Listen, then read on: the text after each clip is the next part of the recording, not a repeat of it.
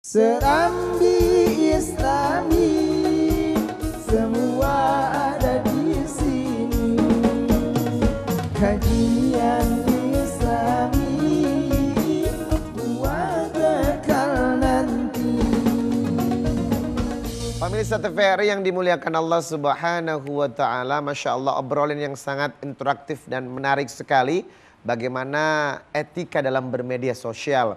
Kunci yang kita dapatkan adalah hari ini bagaimana menggunakan Quran dan hadis sebagai the way of life, jalan hidup dalam membuat media sosial lebih bermanfaat, membangun diri menjadi hamba yang bertakwa kepada Allah Subhanahu wa taala. Masya Allah, Umi. Seperti biasa di segmen ini kita akan memberikan kesempatan kepada teman-teman yang hadir untuk memberikan pertanyaan seputar permasalahan yang dihadapi atau ada pengalaman yang ingin kita bagi, solusinya seperti apa. Silakan, dari mana dulu nih teman-teman?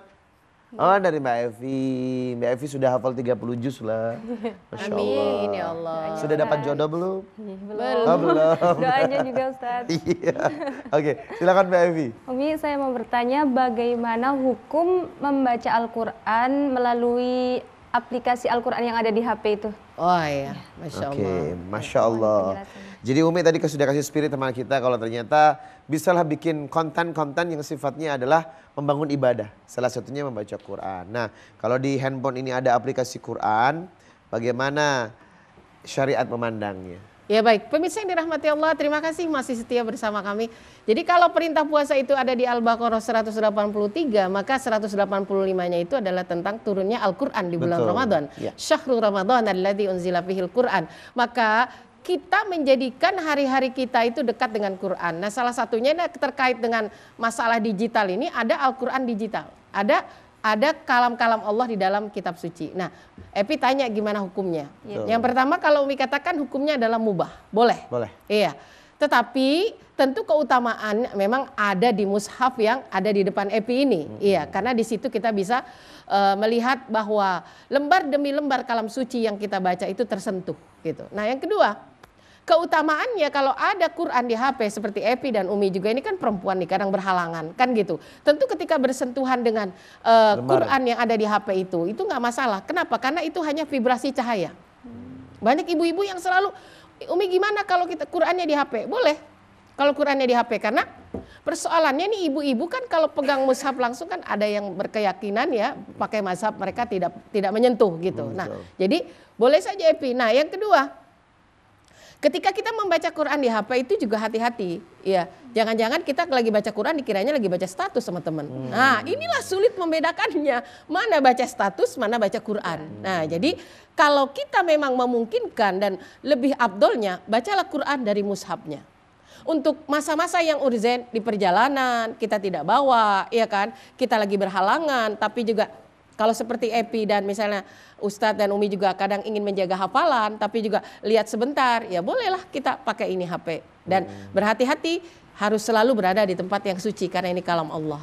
Jadi misalnya HP-nya itu ada di tas, tasnya kita tinggal di luar, jangan sampai kita bawa ke kamar mandi. Ini juga adab terhadap kalam Allah. Ya, meskipun ini hanya sebuah vibrasi cahaya, tapi dari semuanya ini adalah tetap kalam Allah, kalam suci. Ya, jadi ini jadikan Epi sebagai solusi alternatif saja. Iya, jadi terutama bagi kita perempuan, jujur ini ibu-ibu pemirsa memang sangat menolong sekali ada aplikasi Al-Quran. Dan inilah salah satu ciri-ciri HP yang solehah. Iya, bahkan kalau Umi Epi sampai ada diingatin, belum ngaji itu Bismillahirrahmanirrahim. Oh ya Allah, diingetin bahwa hari ini belum ngaji. Iya, karena kita sudah diajak berbagai macam aplikasi untuk selalu bisa ingat dengan Quran. Ya, jadi Al-Quran itu memang bisu, yang membunyikan siapa? Kita. Kalau yang membunyikan seorang ibu, bergemalah di rumahnya, di bibir ibu itu. Kalau anak, bergemalah di anak-anak kita, begitu juga dengan keluarga. Ya, jadi sebenarnya kemuliaan Al-Quran itu akan terasa kalau subjek kitanya betul-betul bisa mengaktualisasikan dalam kehidupan sehari-hari ya. Baik, Umi, kita kembalikan kepada pertanyaan berikutnya, silakan. Assalamualaikum warahmatullahi wabarakatuh. Waalaikumsalam warahmatullahi wabarakatuh. Umi, di bulan Ramadan itu kan kebanyakan begini. Setelah habis sahur, kalau tidak tidur ya ngapain kan gitu kebanyakan. Kecuali Iya. kalau ada kegiatan. Kemudian sambung lagi kegiatannya. Kalau nggak tidur ya itu lagi kan gitu ya. Nah pertanyaan saya, ketika kita yang tidak ada kegiatan keluar kemudian di rumah aja, apakah sambil barangkali bermain Game. sosmed itu diperbolehkan apa tidak? Karena kalau tidak itu nganggur itu benar-benar nggak enak begitu loh. Jadi bagaimana caranya nganggur tapi berpahala? Iya, betul. Gitu. Nah, itu pertanyaan saya karena ini kebiasaan saya begitu, kelakuannya saya begini. Terima kasih. Assalamualaikum warahmatullahi wabarakatuh.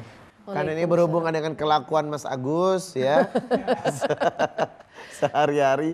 Jadi Umi kontennya adalah menggunakan media sosial just fun. Iya, betul. Untuk hiburan ya. Bagaimana syariat memandang ini? Tapi sepertinya kalau Mas Agus itu funnya Mas Agus itu nyari-nyari inspirasi. Lagu-lagu gitu. Kelihatan. Nah, terkait masalah mengisi waktu di Ramadan ya dalam waktu-waktu yang Mas Rija bilang fun tadi ya. Ayahnya main game, anaknya ikut main game itu. Ikut, iya. Dan ingat belakangan ini beberapa waktu yang lalu kita dikejutkan dengan satu persoalan efek dari game yang menguasai pemikiran seorang anak sehingga dia mempraktekkannya dalam sebuah kejahatan. Ya. Hati-hati. Ini untuk para penggiat media sosial wajib juga merespon game-game yang positif. Ada loh game tilawah, ada kan ya? Bagaimana sambung ayat tuh Epi? Oh, ada via game tilawah ya? Ada dijadi aplikasinya, ada dijadikan ayat-ayat Quran. Tapi memang kecenderungan itu peminatnya masih sedikit. Iya, terutama untuk anak-anak yang masih di bawah 7 tahun itu masih sangat sulit permainan game itu ya. Nah, artinya kalau dikaitkan dengan pertanyaan Mas Agus, gimana ya kita? Karena membosankan, jemu, dan kita nggak mesti selalu serius gitu. Betul. Asalkan itu tidak mengarah kepada konten aturan yang tadi ditetapkan MUI. Yang pertama itu terkait masalah yang merusak pandangan mata, merusak hati, ya, yang berbau-bau pornografi, naudzubillah min dzalik. Ya, yang kedua berbau apa? Ya, ada nilai-nilai kekerasan. ya, kekerasan di sana. Naudzubillah min dzalik, terutama buat anak-anak kita. Iya, iya. Itu dijauhkan ya. Nah, mari kita isi, saya rasa diisi dengan syair-syair seperti ini kita sudah bisa menikmati ya. Melalui musik-musik nabawi ini ya. Iya. Ramadan itu kita isi. Nah, yang kedua ala bisa itu karena biasa. Ya, awalnya memang dipaksa. Ya, jadi lama-lama kita menjadi bahwa itu menjadi bagian kebutuhan kita. Iya, Umi tadi fun mubah boleh, tetapi tidak mendatangkan pahala ya. Iya, itu tadi yang Artinya, sia-sia. Ya udah untuk hiburan semata. Semata. Tadi Mas Agus bilang terkadang fun tapi tidak mendatangkan pahala. Nah, apakah sebaiknya ada bentuk kegiatan yang bisa nge-fun tapi tetap mendatangkan pahala? Ya, betul. Lepaskan gadgetnya. Buang tuh gadgetnya. Lepaskan, langsung berinteraksi aja, langsung berinteraksi dengan anak, ya, langsung berinteraksi dengan keluarga.